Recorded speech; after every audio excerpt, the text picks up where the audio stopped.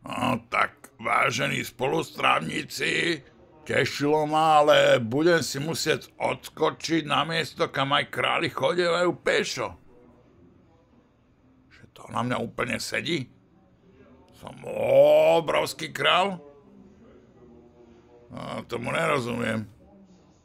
Že keďže som už dal von väčšinu tekutín, tak teraz prišlo na rad aj iné skupenstvo Genius? Čo tým chceš povedať? A začínate ma tými svojimi hláškami pekne znervózňovať. Hovorím to distinguovane v tejto milej spoločnosti a áno, máš úplnú pravdu. Tak ako sa hovorí u nás vo fabrike. Jem proste kadiť. No čo na mňa všetci pozeráte? Minimálne 3 z vás si pamätám z lietadla. A keď vám nevadilo, že túto delegát spustil pri pristávaní reťazovú reakciu a kľudne s ním večeriate, tak si myslím, že zo pár ľudových slov znesiete. Keď už do mňa Genius rípe a vy ostatní na mňa pozeráte ako na takého netvora. No a vy máte predsa rada ľudové pesničky. Veď to je v nich. Ako tá žala trávu žala, skoro sa posrala. Tak si už všetci zaspievajte a bude pohoda. No vidíš, drahá, prelomili sme ľady a už sa nemusíš bať žiadneho trapasu. Všetci sa bavia, akurát tomu pánovi zadu zabehlo. Má rýchlejšie jesť a nie si to vychutnávať a čumieť na nás. Aj tak, keď si dajú zo pár drinkov pri tých ich zoznamovacích rozhovoroch, tak budú hovoriť tiež, ako im huba narastla. Čo hovoríte? Pani v modrom? Voláte sa Terézia a vedľa je váš manžel Emil. Aj on má problém s prostatou? Že za to sa nemusím hanbiť? Vy by ste nebola síce taká obetavá ako moja manželka? O čom to hovorí, drahá? Netušíš? Tak pozri, Terka, si istá, že tvoj manžel sa po tých tvojich slovách určite nehanbí? Mám pocit, že si pichol vidličku do stehna. Že to chápete, pane? Že to robíte niekedy tiež tak? Tak je to milé, že súhlasíte, len neviem, s čím konkrétne. Keď chcete niekoho potrestať za jeho správanie, tak si to proste vychutnáte až do konca a hlavne to dobre načasujete? Aha. Nechápem, ako vás potrestám tým, že odídem. Že tým nie? To príde až neskôr, keď idem na vece tu v reštaurácii na izbu. Ten otvor za vašou hlavou je okienko do vece? To s tou mrežou? Tak asi tú mrežu tam dali namiesto klimatizácie. Aby sa nešírili pachy, keď je otvorené. Tak vám spravím radosť a pôjdem na izbu. A ty, drahá, môžeš ísť so mnou pre tie veci, čo si zabudla. Nie, delegát, nepôjde s nami. A je mi jedno, že si za nás odpovedný.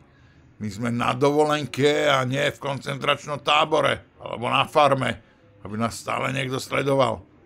Poď, miláčik, odchádzame. Ach, pozri, ten západ slnka je nádherný. Mlčíš preto, lebo si ho vychutnávaš, alebo sa na mňa hneváš? Daj si trošku bubliniek a opri sa o mňa. No vidíš, mi to pripomenulo to naše stretnutie, keď si sa ku mne prvýkrát pritúlila. Drahá, ty sa usmievaš? Takže si spomínaš? Tá prechádzka v lese a ten zúrivý pes, ako na nás vybehol? Zlákla si sa, objala ma. Bol som z toho taký prekvapený, že som ani necítil, že sa mi zakusol do nohy. Potom si mi silno zárela nechty do chrbta, že som mal čo robiť, aby som nezakričal. Veď som vedel, že si vášnivá. To mi pripomenulo ten tvoj sľub. zoberiem ťa pekne do náručia a odnesiem ťa do nášho apartmánu. Bublinky tuším účinkujú. Začínam cítiť tie tvoje nechtiky na chrbte.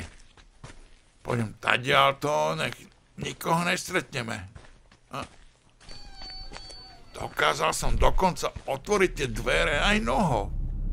Nechajme radšej zhasnuté.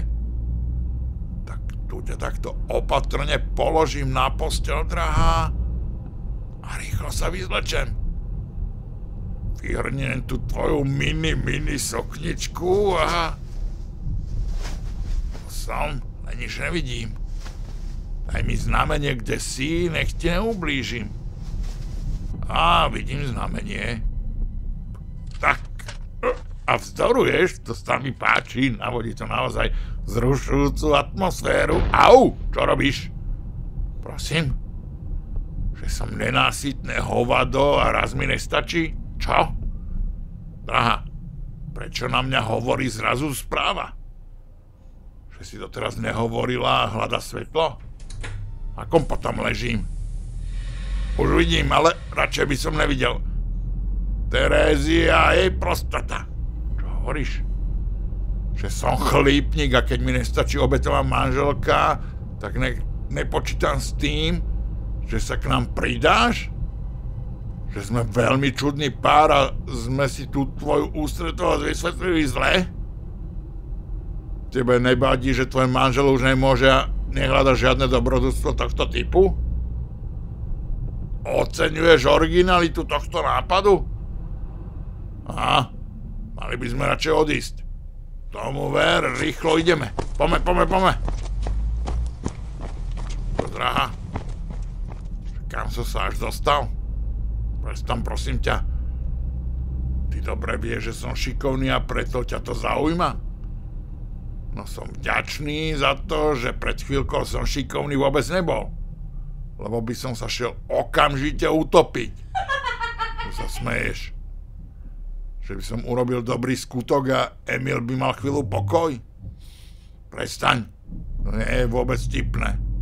Vieš si predstaviť, že by o tom niekomu povedala a potom počúvať tie reči do konca dovolenky? Prestaň sa smiať. Vieš? Radšej zažnem. Vidím kufrisko. Toto je už určite naša izba. Či chcem pokračovať? Nechcem. Ten zážitok mi úplne pokazil náladu. Čo teda budeme robiť? Tak si len tak lahníme a môžem ťa hľadiť po chrbte, čo? Si stuhnutá. Čo vravíš? Môžem ešte? A mám pritlačiť? Takto? Áno? To sa ti páči?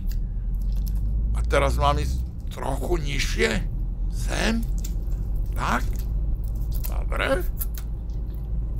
Páči sa ti to. A teraz zasa pritlačím. Áno. Počujem, ako si to užívaš. Ešte ramena. Tak. Ale už nemám vôbec cit. Veď to robím hodinu. Tak už by to snad stačilo. No, tak ešte chvíľku a... Že sa nemusím báť? No ja sa nebojím, len nevládzem. Som z toho vyčerpaný. Že si mám spomenúť, ako som to rád robieval na začiatku? No tak to si ja dobre pamätám a aj dnes to tak je. Veď ti to snad robí dobre, ne? No tak vidíš, čo je to za hluk? Ide zvonku. Hej, čo sa tam deje? Čo hovoríte? Aké prezmilovanie Božie, nech už to s ňou dorobím, lebo sa chcete vyspať. Že máte hodinovú erekciu a tá vás zabije? Všetku krv z celého tela máte na jednom mieste? Že to nie je zdravé? Ste počuli o tom, aký som kanec, ale toto už je moc? No tak sa ukludni a myslí na niečo iné, nie? A na čo počúva za oknom? Chod do izby a spí. Aj ty máš izbu hneď vedľa tej našej a všetko je počuť? Tak to budeš mať nepríjemný pocit na našej dovolenke. Lebo toto som sa len zahrieval. A skutočné rošambo dojde až neskôr. Pre dnešok ale dobrú noc a načerpaj síl na zajtrajší večer, blbeček. Áno, drahá? Že už zaspávaš? Idem k tebe. A môžem to ďalej robiť, kým nezaspíš? V poriadku, ale... Áno, a ja počujem to hlasné nie od vedľa.